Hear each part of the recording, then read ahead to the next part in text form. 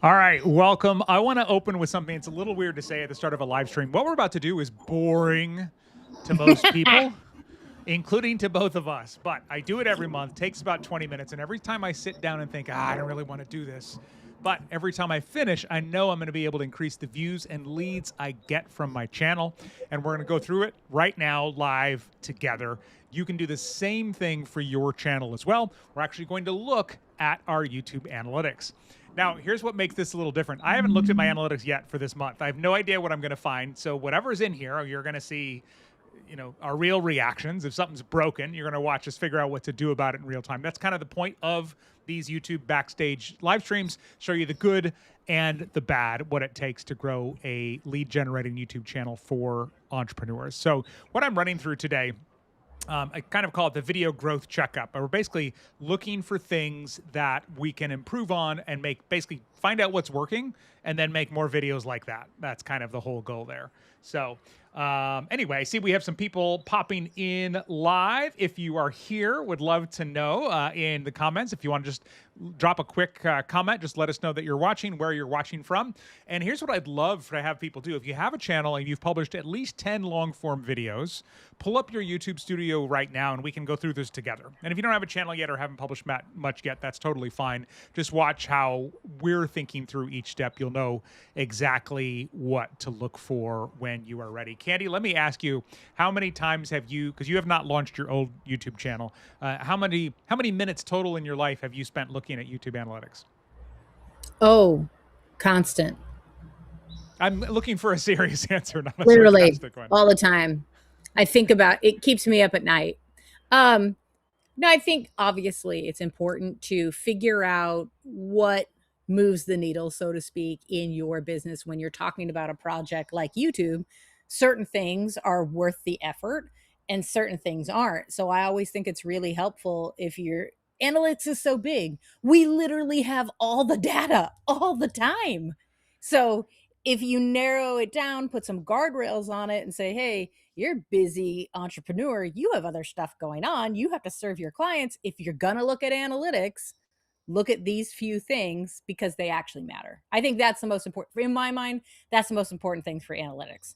And I think you nailed it there. And let me ask another question of our live viewers. How do you feel about analytics? Like, you feel nothing, you love them, you hate them, you dread them, you know you should look at them, but you don't? And all answers are acceptable. I was talking to a couple people in our community who said, gosh, I'm a data person. I love analytics. I wish I could get somebody else to do the other part, make the videos for me. I'll just be the data nerd who looks at all the analytics. And so, everybody's a little different. Unfortunately, Candy and I are business partners, and neither of us enjoy looking at the analytics, but love obviously growing faster But they're and the important. things that come from them. Yeah, Yeah. they're absolutely important. And if you're one of these people who are in the age of AI going, well, AI is taking all the jobs and AI is doing this. No, it's literally because we have all of the data. It's how you use that data. So hopefully today, like I said, the guardrails is probably the best analogy I can come up with. Yeah. You don't need to know everything. Yeah, YouTube analytics is really robust, which is good and bad at the same time. Let's see. Kathleen says, greetings, happy Friday. Thanks for these calls. Glad that you're finding them helpful, Kathleen. That is awesome. She also says, all of the above, I assume that's feelings about analytics. Let's see. We have Colin Anthony Price. There we go.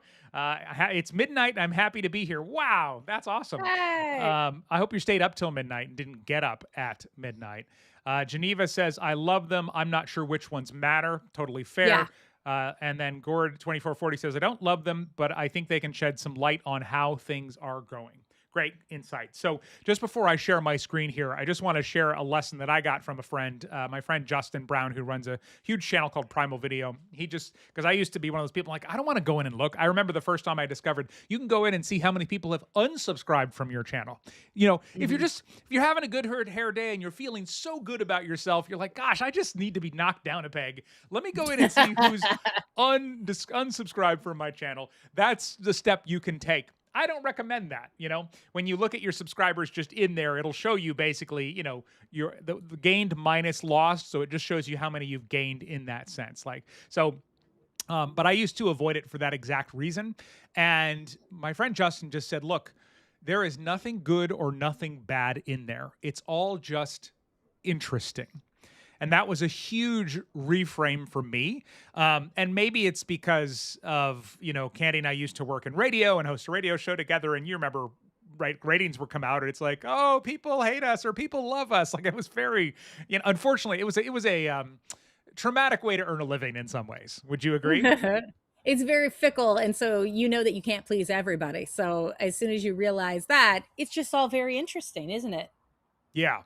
So basically, nothing good or nothing bad is kind of the way to look at it. It's all just interesting. None of it is a reflection of how good you are at what you do in your job. So I just like to remind people of that. And what we're going to do today is we're going to look at the less obvious numbers, not just views, likes, and subscribers. Those are the ones that are, sort of shoved in our faces. And we're going to go and look at some stuff more specifically than that. So, all right. So I'm going to share into my YouTube studio right here. So this is just studio.youtube.com. And then normally it defaults to the content tab, or sorry, the dashboard up here. But I've just clicked down to analytics to get Real started. quick, Yeah. Jerry, this is what everybody should be looking at on their YouTube channel. It will look the same.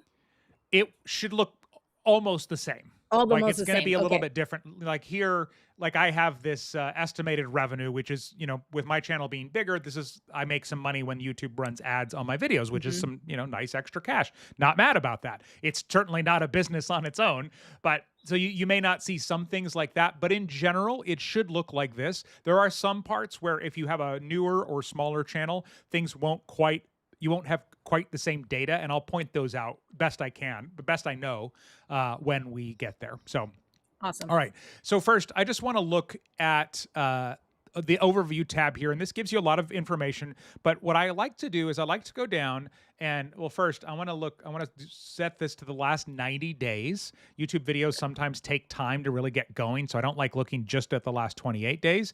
And I just want to scroll down and look at the top content in this period. And so the first thing I'm looking for is there a video that's doing really well that I should make another video about? And the reason that we do this is because if you have a video that's doing well and it's been out for a while, and by a while, could be years, could be 2 or 3 months, literally make another video about this as soon as you can. And here's the reason for it. So if I have a video about YouTube, I'll show my screen here in a second, but it was how to turn your YouTube videos into shorts. So how to take your widescreen long form videos, turn them into YouTube shorts by clipping them, all within YouTube. And if I have a video about that, then YouTube has already identified an audience that likes my videos about that. If I make another one, YouTube's not going, oh gosh, how do we find viewers for this? They go, oh, we already know people who like this. And so we're going to go show it to them. So it's basically a head start when you make videos about things that are already doing well. So in this particular... Sorry. Yeah. You had said even if it was just 2 weeks ago? I said 2 or 3 months, not 2 weeks. Oh, okay. I was like, wait, what's the time frame? Well, let me give an exception to that even though. If you published something and it just dramatically outperformed everything in the first week, then I would make another video about that topic or very close to it as soon as you can. Simply because that is an active audience that wants that. And if your channel that, previously wasn't getting a lot of views got it, all of a sudden you got, if you're getting less than 100 views for video and all of a sudden you get 2,000 views in a week, for example, make another video about that topic because that is clear demonstrated interest and YouTube can match you up again. So YouTube is already warm on the idea that your types of videos on this thing do well. So take advantage of that. Think of it as they're going, oh, we already have a theater full of people who want to watch this video. Let's recommend it to them. So that's kind of what that's kind of what you're going for there. Yeah. So if we look at this top one, my top video from the last 90 days has gotten 32,000 views in the last 90 days. How to tune your YouTube videos into shorts, 2026 update. I think this is actually a video I put out in 2025 and then I changed the title in January to say 2026 update. But this one I've seen doing well already, and I actually just released another version of this a couple weeks ago, which we'll see when we look at more recent videos here in a second. But so that one's already done. Perfect YouTube banner dimensions is the next one. This one does really well.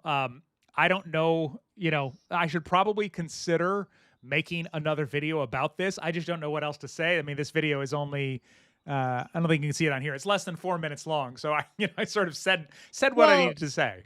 I would push back on that and say no, because of what we know about people viewing YouTube on their TVs. So Yeah, that would be the new added information in that, and it's the same thing. that's a great angle. In other words, prepare your channel banner to be TV ready. Yeah. Yeah. Can you write that down? That's a good Huh. idea. We should totally do Hang on. that. If we look at this next one, YouTube channel name versus YouTube channel handle, explained like I'm 5. So this is where a lot of business owners get confused. So this video does well. And so what you can do is come in here and look for these. And one thing that's kind of neat, and this is a newer feature as they've added more AI in, is underneath here, when I hover, you see this little button. It says brainstorm video ideas. So I can actually click on that, and it's going to figure out other videos I could make about channel names or channel handles. So we come down here, the 90-minute strategy to optimize your YouTube handle for faster client conversion. AI loves the 90-minute thing, the YouTube in 90 minutes. It seems to attach it to everything, even when it's not appropriate. Why your YouTube handle appears differently in Shorts feed versus the homepage. That's a good one to know when I don't help hate people that. pick these up. Yeah. Why your YouTube handle is your secret weapon for high quality lead generation. I don't know what that would be. I mean, I could make something up, but stop ignoring your YouTube handle, this hidden SEO impact. How to change your YouTube handle without losing brand authority and existing links. YouTube channel names versus handles, the ultimate branding strategy for business owners. So I like either of these. Yeah, I like So those two. Yeah. if you like these, you can click the little bookmark icon and save it. You can also click more like this. So there are lots of like that's actually a pretty cool little tool that I had not used before today, which I kind of like. Let's try it on this one. This is one I put out a couple of years ago, and it's the video probably that got me the sponsorship deal with Descript, because this organic video did so well. But I'm always like, well, I don't know, what else do I show? I've made a lot of videos about Descript. Edit your entire YouTube video in 20 minutes using Descript undercover workflow. If any of these jump out at you in the chat, let me know if you go, okay, yeah, I think I'd watch that. Descript for busy entrepreneurs. Automate your YouTube content batching process this week. This, I think, is coming as we can do more with AI, because like I'm using Claude to edit in Descript now. But anyway, really interesting that it can kind of go down that road for you. So that's the do inspiration enjoy that. tab. That's Is that what it said? Inspiration tab? no, the inspiration tab is a separate one, actually. So if we go in here, and oh no, sorry, it is in the inspiration tab. It's this inspiration. Yeah. Yeah, they've moved this around. So this is under content and inspiration. The more videos you've made, the better the data here is. Like anything, right? Yeah. So, all right, next we're going to look at the more recent videos. I want to show you the video that I made that's like the one that was doing well. And so you can kind of see the difference in the impact when that happens there. But I would love to know, because I see some familiar names here. People have been coming back and watching these. We've been getting replay viewers, so it seems like it's valuable. I'd love to know, for those of you that have been here before, specifically what has been useful in these YouTube Backstage. I would love to screenshot some so that we can use them in, for the opt-in page for this. If you have a second to share that. And if it's your first time here, just say first time here. That would be totally cool as well. All right, say we got somebody. Dave says, I love looking at YouTube. Oh, Dave. You're my hero, Number Dave. nerd. Yes. Yeah. I need somebody like this on my team for sure. Mike said, but doesn't that banner then not fit on other platforms? No. You should go watch this video, right. Mike, if you haven't seen That's it. right. The YouTube channel banner is actually designed, it's better than any other platform because it tells you exactly what shows on desktop, what shows on mobile, and what shows on TV. So what we see on desktop here, so if I pull up my channel homepage versus what's on TV. So on desktop, we see this banner here. These sides don't show on mobile, but then on TV, there's a whole section above and below this that actually show up. And so you can actually have something different there that doesn't show on other devices. Could be just for TV viewing, like a QR code or, any number of things. But yeah, it is definitely different. So that is something to look into.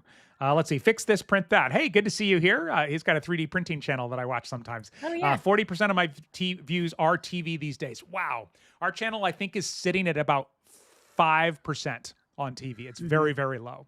I But do. Did you say 3D printing? Is that what he does? yes, yes. Yeah, I because we have 3D printer at home, and so I've printed several things. But one of my amazing things, and I have to tell the story really quick. I was fixing the window screens for this house, and I could not find the right size, and I 3D printed the brackets myself. So yes, they are teal and shiny and metallic, but that doesn't matter. The house has a little zhuzh, it's fine. It's a little sparkle. The house has a little sparkle, but it totally made I could do my screens then. And otherwise, it would have been $400 a window to get done. It's crazy. It's crazy. And I 3D would have printing watched for the that win. on TV, so I could see it bigger. So that makes sense for 3D printing. Yeah. All right. Let's look at some more recent videos, because what we looked at before was just sort of the videos all time. So I'm going to go up here to advanced mode. And this is basically where you can access just all the data. But this is where we want to kind of narrow it down a little bit here. So what I'm going to do here is I'm going to, I'll just set this to last 90 days. And then down here, this is where you can add a whole bunch of different filters. And I'm going to put in publish date. And then I'm going to show stuff that's published in the last 90 days. So today is July 10th. So we'll go back to April, or we'll just call it April 1st. And then through today. And we're going to hit apply. I'm going to turn off these lines because those aren't really showing us what we are looking for. Oh, and then one more thing, because I see there's a bunch of shorts in there, which can be misleading as well. Okay. Video content type videos is the other filter that I like to put on. Okay, so here's everything that I've published in the last 90 days. And if you'll notice right there at the top, this is the alternate video I released about the shorts, turning your videos into shorts. And you can see already it was published less than a month ago, and it's already at 1,500 views, which is by far way more than anything else. So this is why I emphasize so much, like, if you find something that's working, make another version, like, soon. In this particular case, this one, they changed the way that it looked. They moved the button, and my original video started lighting up with complaints like, where's the button? It's not where it shows. And so I rushed to get this video out to do that. And it's reflecting that, which is really, really helpful. So, so it's good to look at views, but there are some other numbers that are really good to look at, especially for us as business owners. But first, you can kind of look at views here.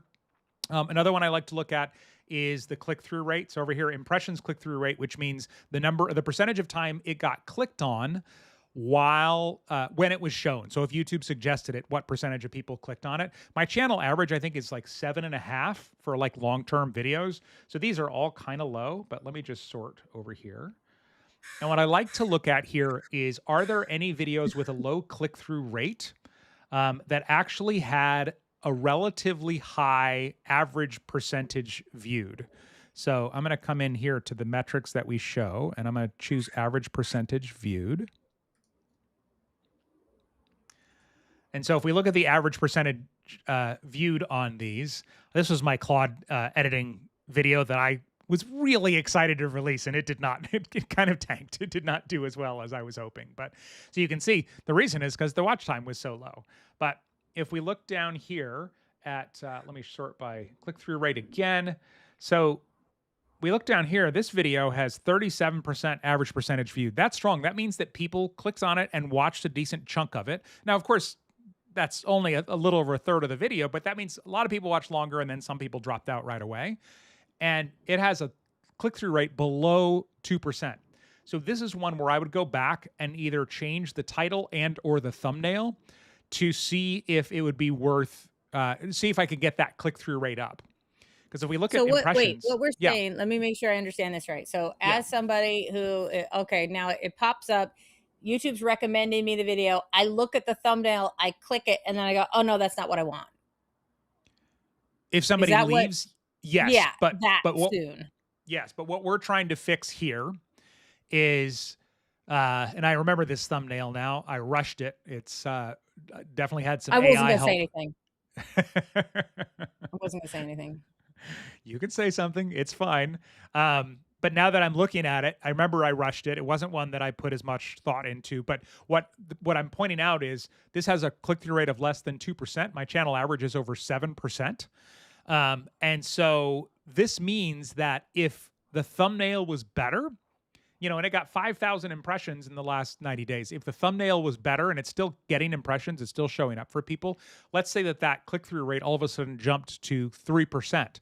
That could be a huge influx of views and leads. So that's why I would consider going back and changing it. Okay. If a video is not getting any impressions anymore, like it's gotten less than 100 impressions in the last month, that's probably not going to change. Impressions means YouTube is still trying to match it with people, or people are interested in it. If you aren't getting impressions, the only thing that's going to make that jump is all of a sudden if you were able to send it out to a big email list, or if you all of a sudden there was a big influx and interest in that topic, which doesn't happen very often. But so it's funny because Kathleen just posted in the comments the same question I just had. You have something like this where you see the click-through rate is not what you want it to be, but it's still decent content. What do you focus on first, the thumbnail, the title, or do you do both? I would use your best judgment. If it's not getting a lot of clicks, I would start with the thumbnail, but you can certainly do both. So if we look at this one, I mean, for those of you that are here, this video was based on something that I felt like people asked about all the time, this myth that was out there that maybe there just wasn't that much interest in. But the title says, asking YouTube engineers, does external traffic ruin your views? And it says, stop link sharing. What do you think about that in the chat? And while you do that, what? Nothing.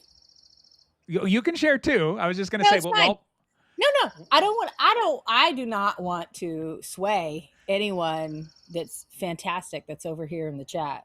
While people do that, though, I would probably change this one too, because again, this one had watched average percentage viewed over 32%, and it's got an even lower click-through rate. So I'll probably go back and change the thumbnails on both of these to see if they could be better. This one I feel better about the way it actually originally was, but now that I'm looking back at this one, I don't really love either of them. So this is interesting because this is really one of those return on effort type of questions, right?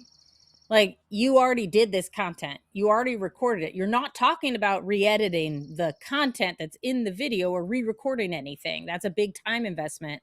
Right. What you're talking about doing, right, is thumbnail or title. And that hopefully will jumpstart YouTube again to then suggest it to more people. As long as you're still getting impressions.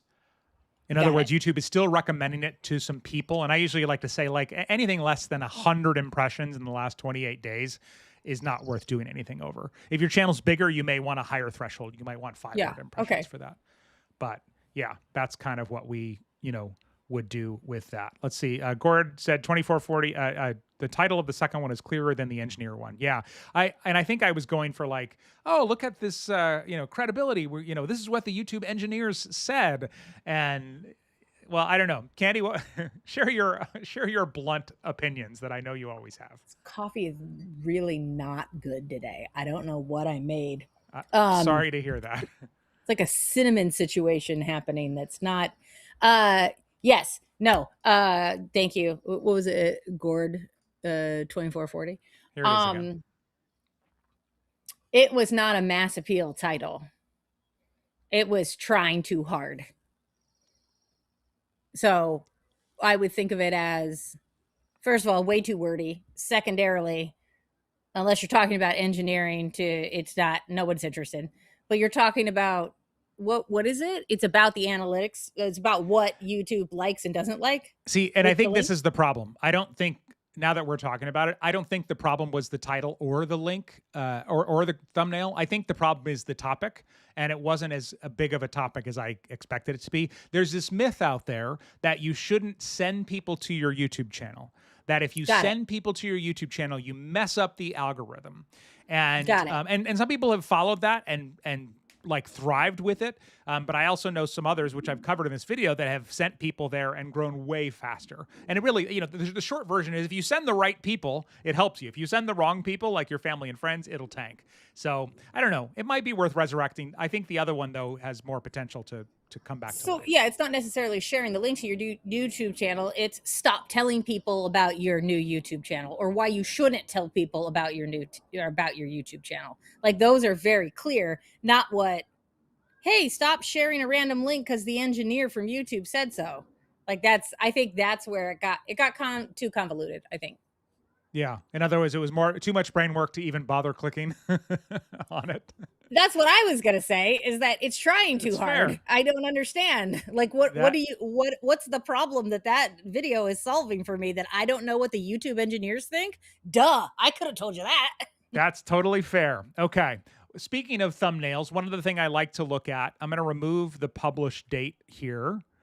And then it's now sorted by click-through rate. Actually, I'm going to add a published date that's this, so what you're seeing now is all these ones with teal. These are my old social media tutorials from when I used to teach all of the social media networks. And I'm not as interested in those. So I'm just going to go back like a year or so. Whoop, that moves fast. Here we go, July 2025 to now. But what I want to see is looking at the thumbnails and just see, is there anything that has a high click-through rate? So you can see 10%, 9%, 8%, 7% that we're seeing quite a bit, that I should be making more thumbnails like that. So this is a good exercise for any channel if you've got enough data. So this top one is not a typical thumbnail, but it's also my trailer, so it doesn't really count. So here's my highest click-through rate in the last 90 days, almost 10%. How to turn your YouTube videos into shorts on a computer. This was another spin-off I did of that one video that was working really well. So Candy, is there anything about this one that you think is something we should mimic in more thumbnails? Well, I mean, definitely with how many platforms and editing software has incorporated AI to claim that they can do that very quickly for you. So I think it's long to short with Claude, long to short with ChatGPT, long to short with Descript. However you do, like you could pick a program and literally do 15 of those.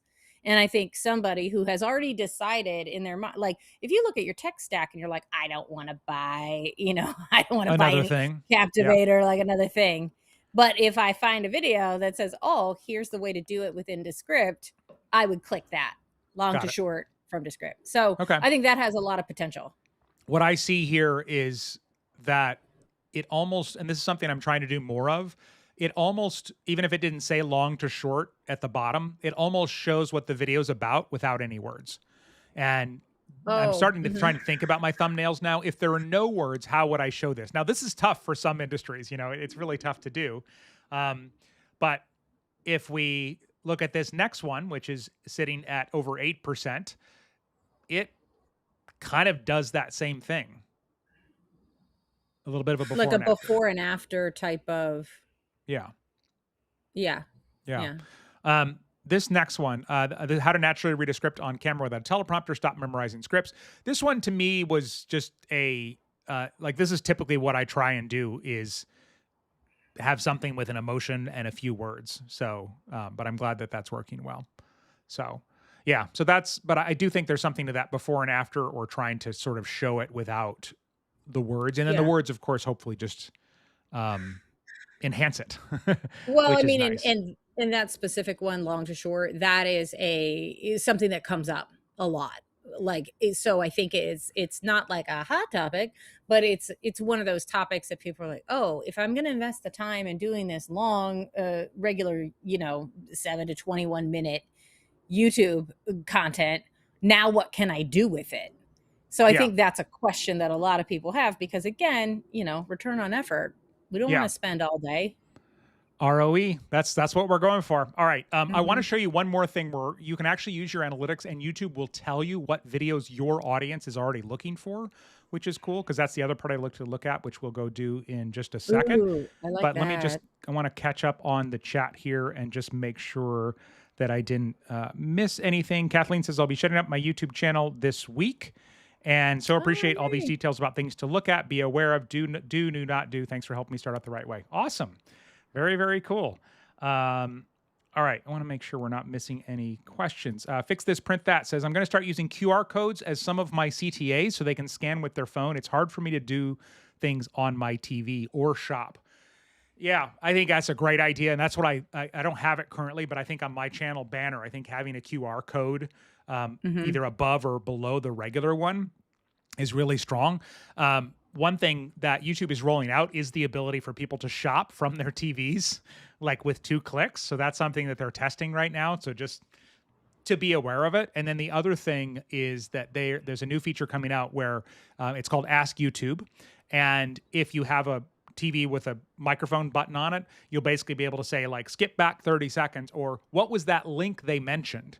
And so one of the things that I'm starting to do is actually mention the URL in the video. I used to say, get the link in the description, because I figured, nobody's going to remember it right now anyway. But now I'm just going to say it out loud. You don't want to do that if your link is like donebylunch.co/folders/file/ click me now. But if you've got a nice short, vanity URL that you can point people to. But yeah, I think the QR code is great. Leanne says, what do you use to make short out of the long video? Sorry, I came in late. See? This is what I was just talking about. So there's a couple videos on the channel. One of them is using just the YouTube app. You can actually go into your own videos. You have to have this turned on, and it's under Remix. You can go watch the full tutorial. But then you can actually clip your own videos all within the YouTube app, which is great. A lot of people wanted to do it on desktop, so that other one that we were just looking at the thumbnail for is actually how to do it using Descript, which is my preferred editing tool on a desktop computer. Unfortunately, YouTube, and this makes people mad too, YouTube does not have a way to do it on desktop. I don't know the tech. Yeah, okay. You can see how that's frustrating, right? Well, because I like to see it. I'm more of a design visual person. I think that's why if I don't have to edit on my phone, I prefer not to. I like to have it on a desktop. And I like to, like at home, it's like, 3 monitor nonsense. But I like to have it big enough that I can really make decisions quick. Yes. Yeah. Kathleen asking a clarifying question. You're doing that because people are clearly watching the video all the way through because it's good content. It's not just getting the interest because of the thumbnail, title, or both. Yes. If a video gets a lot of clicks, so here's the pattern. 1, impressions. YouTube thinks we know people that might like this video, so they start showing up on the YouTube homepage, in search results, in the feed, recommended in the sidebar at the end of watching another video. And this can happen quickly. I launched a brand new channel recently as an experiment, and I had 100 impressions by the end of the first day, and it started getting views. And I didn't tell anybody about the channel. So, but that's the first step, is impressions. And then when people start clicking, now if people start clicking and they don't watch, I had a client that had a video that got 2,000 impressions in the first week, and his channel was just trying to get going. But the watch time on a 10 or 12-minute video was like 1 minute. And so YouTube stopped recommending it because the people that were clicking on it were not watching it. So, but if they are watching it, so you can see, oh, this is better than average watch time, and it's getting impressions, that's when it's worth going back and seeing, maybe I can get some more people to click. That's kind of what we're trying to do. So... let's see. In with Corey Dillon says, yes, what have you noticed about thumbnails at work versus the one that don't despite analytics? Is it a big expression, title, triggering emotion, or something else? Candy, you want to just kind of give the thumbnail basics? Well, let me say before you do that, thumbnails are half art, half science. We can tell you the science part, but there are thumbnails that break the rules that do really well. Obviously it's an art form. So if you think of it like that, you're going to have a lot of less stress about it, because art is different to every single person that sees it. If it is just honestly a picture and no text, that might work if you have a very big channel, or if that graphic, that picture, that photo happens to be very compelling. But I will tell you, it's emotion and eyes. As soon as somebody can't see your eyes and can't see emotion on a human face, they're just like, oh, it's wallpaper, and they just swipe through it really fast. So if basic, very, very basic, it's emotion, eyes, and then really big font, the biggest font that you can get that's very clear to read. And if you keep it basic like that, you're more likely to attract more people to click it. I just saw somebody give the video a like. If this is helpful to you, please give the video a like. That's great feedback for us. And I'll just say that, the reason you see all of us on YouTube making these big, dumb, emotional faces is because if your thumbnail makes me feel something, I'm going to read the title and consider clicking on it. That's why we're doing that. And believe me, every person with a big channel on YouTube is like, oh, I hate making all the dumb faces. But we love having someone click on our video and get the help that they're looking for. So And the basics. it's not a dumb face. I don't It's want a to say dumb dumb face. face. I don't want to say no, that's not it. It's not dumb, it's not silly, it's expressive. And who do you like to be around? Who do you like to talk to at a party? Who do you like to talk to at work? People who are expressive, because expressive people tell stories. So if your face is expressive, even if the stock photo you're choosing is expressive, even if the AI generated image is expressive, you're going to win more with that. Yeah, that's fair. But best practices for thumbnails, again, the science part, big face, humans, literally their eyes are drawn to faces. It's biological. Emotion, if it's appropriate, 4 words or less. You could have no words and no more than 3 elements total. That's kind of what we're going for. Some of the other big mistakes I see people doing is putting their logos on there. No logos, no websites. Like, this is not a billboard. This is just to get somebody to go, oh, that might be for me. And then they click on your title. That's all we're trying to go for with that. So, okay, I see some more questions that we'll get to in a second, but let me show you this last part here. So there's a section where you can kind of find out what your audience is looking for. And so under analytics and then trends, and for some people, they used to call this research. So it might still be called research in your studio, your YouTube studio. But you can come in here and it'll actually show you what people are looking for. So you can see like your specific audience. So my audience is looking for how to upload videos on YouTube, podcast video editing tutorial. I still have a lot of podcast tutorials. How to edit videos for YouTube, best podcast setup for beginners. This is not like deep SEO research where it's like, this is what people are looking for and there's no videos for it. They're just telling you what your audience is interested in. So I can click show all. And then it will show more of them here, which is kind of nice to see. If you like something, Hang on a second. Yeah. Hey, Jerry, those thumbnails that you just showed in that second bar, go up for a second. Those are real videos that are currently out now. So somebody could click on that within YouTube Studio and actually watch those videos. These are, yes. Are those the cute AI suggestions? Okay. No. These are regular. These are actual videos. Okay. You can see they've got views, dates, everything like that. Okay. Yeah. It just says new videos to inspire you, basically. So, and then if one of these, is interesting to you, you can click on it and then it'll kind of give you some more stuff and you'll see it'll say high volume or medium volume, just to give you an idea of how many people are searching for that topic. But let's say you wanted to make a video on a certain topic and you wanted an angle on it. You can actually come up here and just type something in. So if I just went broad, YouTube for business owners, and we'll see what comes up. So YouTube for business owners, very high interest for my viewers. I hope so. Some ideas to start a YouTube channel, best business channels on YouTube, YouTube channel, personal or business, YouTube channel for business. You can see some of these say low volume, which is not something that we want to do. If we click show all, let me see. Okay, yes. For certain things, it'll show all, but then it'll also show content gaps. So if we click on content gaps, it's going to show you something people are searching for that there's not a good answer for. This, if you can find them, is a massive opportunity. What's that? I said, I like that. That's cool. That's a good feature. Yeah. Because again, that's all the data that they have anyway. Yeah. So you can see here, it's YouTube channel growth course is something that people are searching for, that there's not a video that's well matched for it. So that means YouTube is still going to suggest something, right? There's tons of videos about YouTube growth. So it's always worth occasionally, and I like to do this, in the once a month, just go in and see if anything pops up for that could potentially be worth making. So if I was going to make now this doesn't say anything about business owners or entrepreneurs, so I don't know if I would do it, but if I was going to make let's say I had a multi-video series about how to grow on YouTube, I might title my playlist this and call it YouTube channel growth course. That is potentially something that could, like give me a leg up in getting traction with that, because playlists can come up in search too, especially if there's not videos to match. You're talking about the fact that it used those specific words in the content gap. So if you were to then use those words, YouTube goes, oh, this is what this is. I'm going to push this out to anybody searching in that realm of looking for a YouTube growth course. Yeah. For my channel, I wouldn't go out and go, okay, I've got to make a YouTube channel growth course.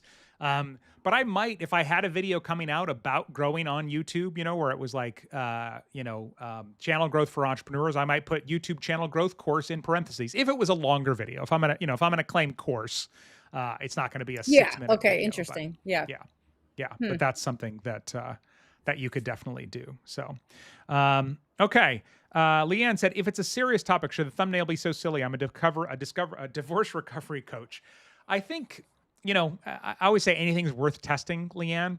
But the biggest thing that I would keep in mind is if somebody clicked on the video, would it match what was on the thumbnail?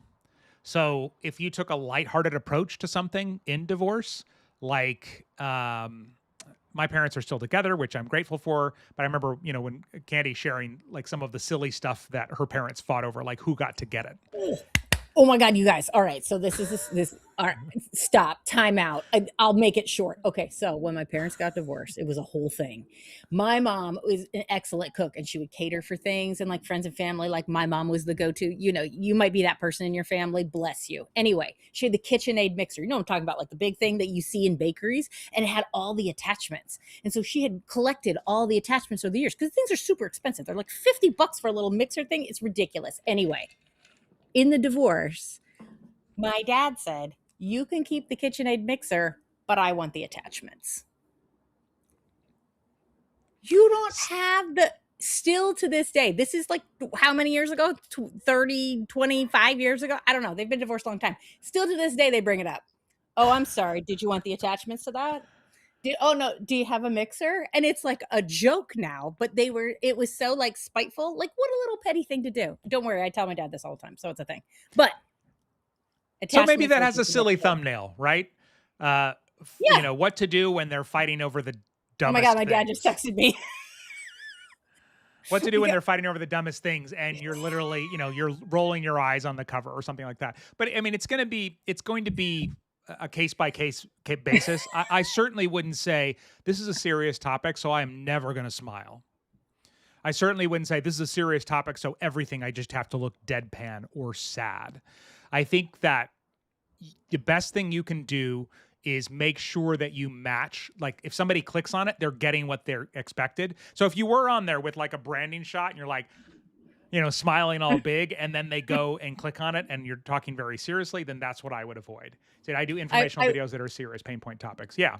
So match the video is the best advice we can give there. And I would also say too, I mean, and as anybody who's in therapy or recovery or anything like that, it's also aspirational content. So you don't necessarily, it doesn't have to be all doom and gloom and serious. It can be the aspirational side of that particular video. And by the way, when I said my dad just texted me, he did, but he was just reminding me of our golf tee time. He wasn't talking about the attachments. It wasn't about the attachments from 25 years ago. I know. Ago. I was like, how could you know that so fast? Don't worry. He wasn't watching the live. He watches my channel all the time. He watches my channel all the time. He's very supportive. I don't think he's that supportive, but don't tell him. Candy's relatives have no idea what we do. No. Her uncle asked me last week, how's web development going? I was like, good, I guess. I don't know. I'm sure it's going great for some people. Yeah, it's fantastic. All right. We have one more question. If you have another question, if you want to drop it in before we wrap up, happy to answer that. But I would love to know if you've been attending these or if this was your first time, what specifically is helpful about these YouTube backstage looks? Again, I would love to screenshot some of these for the opt-in page. I'd also love to know if anyone's taken anything like, I think it was Catherine earlier mentioned, hey, I'm getting everything going with my channel and this has been helpful. If you've taken anything we've talked about in the last few weeks and implemented this, and also one more thing, and I know I'm throwing a lot at you here, but as we wrap up, we're considering making this a regular thing, YouTube Backstage, where we just come on, it's been fun. Like I said, people are watching the lives, they're watching the replays. What would you like to see? Is there something you'd like to see on our channel or Backstage on other people's channels, feedback on your own channel? Would love to know that in the chat as well. So, all right. Own Your Money said, would it make sense to do a YouTube short about the topic versus needing to clip it like in Descript? I'm a big fan of making a new video instead of clipping. But it all comes down to what's easiest for you and what you're trying to achieve. So for me, cranking out another video is sometimes easier than going in and trying to find a clip. Now, I don't make a lot of YouTube shorts, But it's just an opportunity to, instead of, again, going in and being like, all right, what should I find in here or whatever. Sometimes I've used those tools that'll find the clips and they'll just tell me what would make a good clip. And I'll go, cool. And I'll go make a new video about it. Because I know that if you agree with what it says, don't always trust the AI.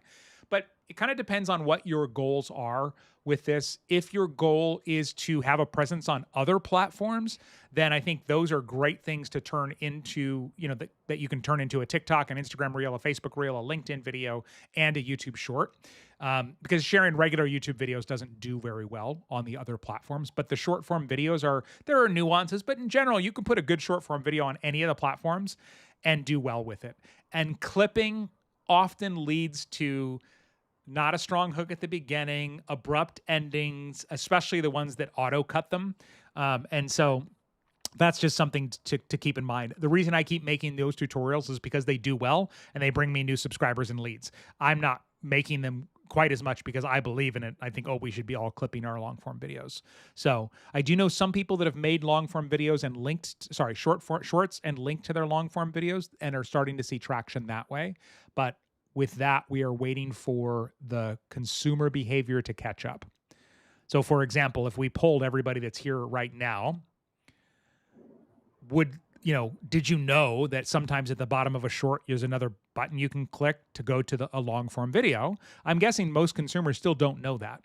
Yeah. And so in that case, to answer your question, you're better off making a short where you can say, so that's one tip on, having more cash flow in your business. You want my 4 best, click the related video down below or click the play button down below. Like literally tell people that it's there, because I don't think most people know that it's there yet. The other thing for that in particular, from a long to a short, when you're talking about content and editing with a lot of these AI programs, like you had said, the flow is just not right. It's really truncated and it's really, and it doesn't come out the same.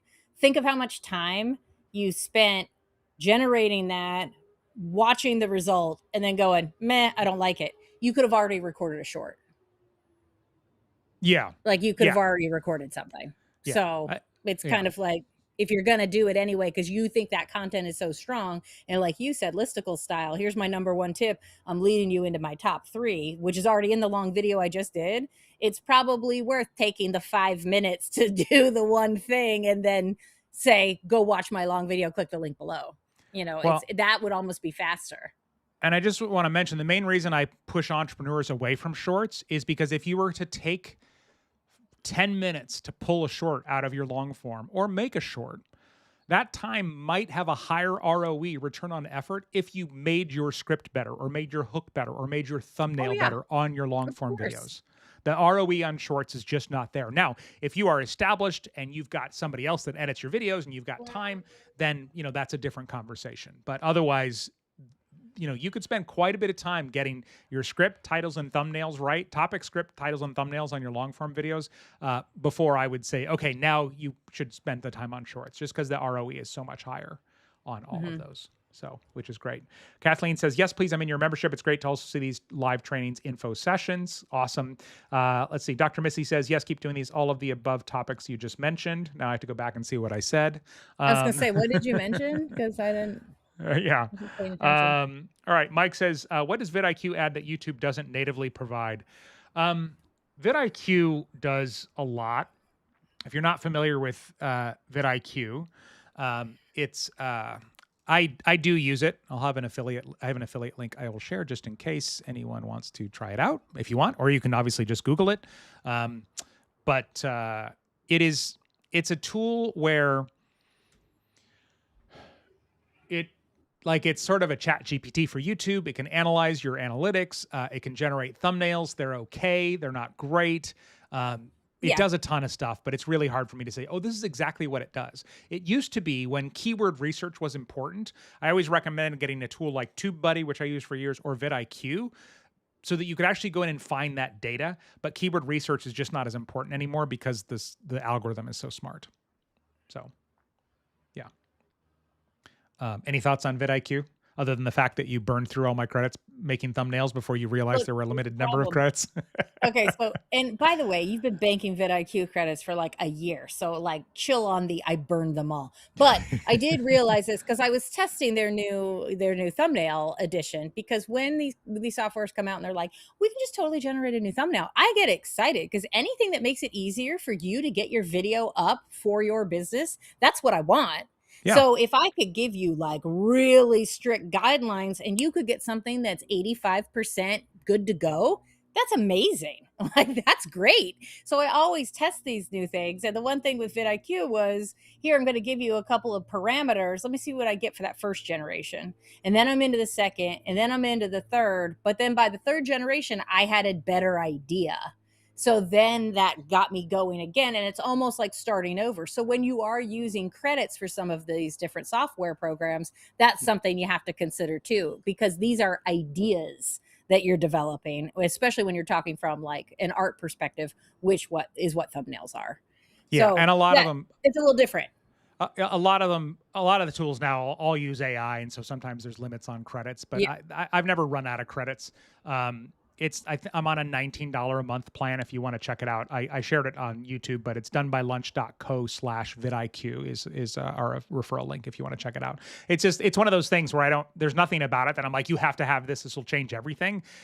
They do a lot of things, and for $19 a month, I get enough out of it. But all right, let's see. Are making shorts like going to the gym? Once you start, you have to keep going with it. If you are doing a shorts channel, which I never recommend for entrepreneurs, yes, and that's another reason that the ROE on shorts is so hard. I think making a quality short that gets somebody's attention, who's like scrolling through with their thumb or their pointer finger, is so much harder than getting somebody's attention who's interested in the topic already that you're making the video about. And so I think a good short can take as long as a good long form, except you got to publish like 5 a week. So, but if you occasionally make a short, it's not going to hurt your channel or anything like that. So, all right, Linda says, so regarding the YouTube link, you feel it would be okay to say so in my newsletter, Substack, and on my website? I encourage you to go watch that video that nobody watched on my channel, Linda, see if we can get some views on there, because it does explain it more in depth. But the short answer is, as long as you're sending the right people there and they actually watch it, then it's always good, I believe, to send people to your videos. It's somewhat controversial in YouTube advice to say that, but I've seen so many examples. If you send the right people and they watch, great. If you clickbait them into going and they bail right away, that's going to hurt them. So that's where, sometimes we like to write this teasing content. We kind of do it with thumbnails and titles, but if you're putting it on Substack or emailing your list, don't put in something like, I just made this video, it's going to change your life, I'm not going to tell you anything else, click and see what it is. I literally come out and I go, it is an 18-minute video, you can watch it in 9 minutes if you watch it 2x. Like, I want people to know what they're getting into, especially if you're sending them from a written platform to a video platform. So Diana says, love your YouTube Backstages. One of my takeaways is how critical the first seconds are. Yes, please make it a regular. Thank you. Appreciate that. Remind me time frame ranges for long forms and shorts. Basically, anything that is, nothing should be longer or shorter than it needs to be. I tend to err on the side of shorter for newer or smaller channels because you don't have the social proof yet. So if I search for something or a couple videos come up in my feed about a topic and one of them's got a bunch of views and it's 20 minutes, but in my mind it's a 5-minute answer, and your video has fewer views, but it's a 5-minute answer, I'm going to click on the shorter one. So, and shorts are generally, like, a short needs to be vertical in under 3 minutes. Like, that's the rule. That's what they are. But, I think of long form as 4 to 30 minutes and shorts is generally 60 seconds or less. One thing I wanted to mention again, if you haven't gone back to the replays of the first, when we started first doing YouTube Backstage, one of the things that we kind of had discovered of looking at the videos that were on the channel that did not do well, Jerry was so comfortable during that exercise, you guys. Loved it so much. He wants to do it weekly. I'm like, man, all right, maybe not weekly. But it was alignment. That was the word that came out, because that title didn't align with that thumbnail, didn't align with that content. And if that's kind of what you're discovering time and time again, you got to think about that, especially if you're talking about investing your time into shorts. Does it align with that long form content that you already have ready to go and you've already maybe published on YouTube anyway? And if it doesn't align, you shouldn't do it. Yeah. Kathleen says, please clarify. You said you would steer entrepreneurs away from shorts. Do you mean from creating shorts from existing videos or spending the time creating new shorts? Both. Long form videos are the ones that live on for years and years. They're the ones that build trust because somebody spends 5 to 25 minutes with you instead of 30 seconds and then forgets who you are 3 minutes later. The intention of like they wanted to watch your video. They weren't suggested it and they were like, oh, I guess I'll watch this. I've already got my phone out. I'm in line at the at the grocery store or whatever it might be. That's the thing that I think there's just so many downsides of shorts. So, I would say I would probably put 5 hours a week into a long form video minimum before I even considered anything else on YouTube, and maybe more. Everyone's workflow is obviously different. Speed. I have a question. How long are we going to stay on? Because I'm out of coffee. We just have a couple more questions. Okay. You can take a nap. It's fine. But I'm like out. Geneva said, what about 1 of 10 for thumbnails? Their thumbnail generator is really good. It's expensive, but they're all getting better. We're still finalizing our thumbnails in Canva. If you want to see us build thumbnails, if you go back to week 2 of, no, it was last week, wasn't it? Last week. Yeah, July 3rd, the July 3rd episode of YouTube Backstage. We did that. Own Your Money says, and would the short be vertical or horizontal if we re-record the clip? Great point. Directly referring to the long form video play button too. Shorts are always vertical, like by definition, if you want to come up in the feed for that.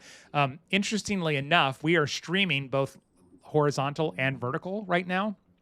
And so this live stream could be coming up in the shorts feed. If you go to our channel afterward, last week was the first week that we did it.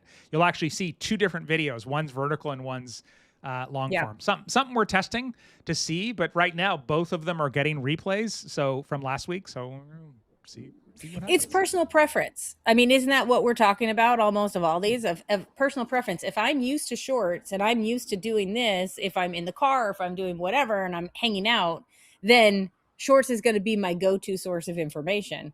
But if I'm on a desktop most of the day, or if I want like to see something bigger on the screen, like we are just talking about the 3D printing tutorial or something like that. I'm currently refinishing an antique door. This is not what I want to do to get the little details. I want to see that content. It's like buying airline tickets. You don't buy airline tickets on your phone. That's desktop task. That you got to have that on a desktop. So it's personal preference. Yeah. Yeah. Linda says, noticing some people here have numbers on their name here and others not. Is there a way to get a channel name? So you're talking about a handle, not a channel name. Yeah, you just have to come up with something that nobody else has gotten. That's why people have numbers, because were not able to get something like that. All right. And then last question, and then we will hop off for this week and decide if we're going to continue these or not. Thank you for all of the kind words and comments. In with Corey Dillon said, do you shoot a batch of pics to use for your thumbnails or shoot and create as you go? Candy actually developed a whole, we have a workshop in Growth Lab about this.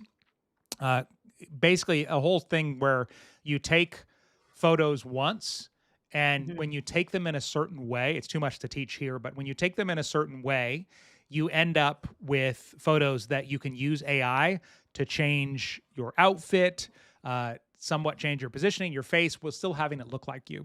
So our method is we took a bunch of pictures in our kitchen with a messy background, because you can remove the background like in Canva, and that's pretty much what we use for most of them.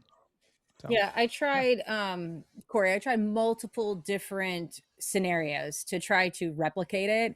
And if you've ever done a branding shoot before, and I know you have, but if you've done a branding shoot before, you know how expensive and stressful, and you got to pick the right outfit and all that. Like, that's a big project.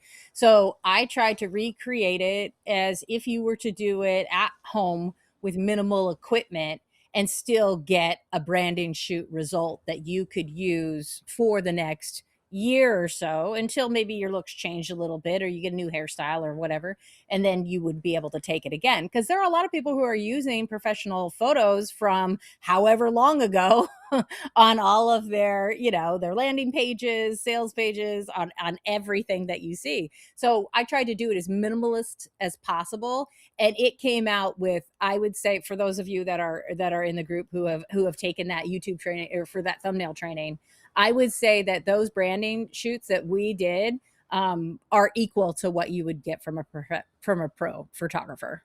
And I'm sorry, professional photographers that are 90%. I don't know if we would say. I mean, like, they're really good for what you can use in the future. And so, I mean, Yeah. it really depends on what you're looking for to invest, I think. Yeah. All right. Thank you so much for being here. If you're here on replay, please leave us a comment and let us know. And we'll make an announcement soon about if we're going to continue to do more of these. They've certainly been fun, and especially since those of you have shown up. If we were sitting here alone, well, we can do that at lunch. We don't have to, Yeah. do it on YouTube. So really grateful for everybody that's showed up these last 4 weeks. And if this is your first time here, you want to be notified if we're going to do more, go to YouTubeBackstagePass.com, and you can just put in your email address, and then we'll notify you when if we spin up more of these, which I can pretty much say I think we're going to, unless Candy doesn't want to for some reason. But Are we? All right. Let's do it. I got to go get coffee. I got to go work on my door. I got stuff to do. What an exciting life you lead. I know. I know. We have different hobbies. All right. Great to see everybody. Thanks so much. And we'll see you soon. Bye. Bye. Oh, I can't get to the end button. There it is. Okay. You're not allowed to end.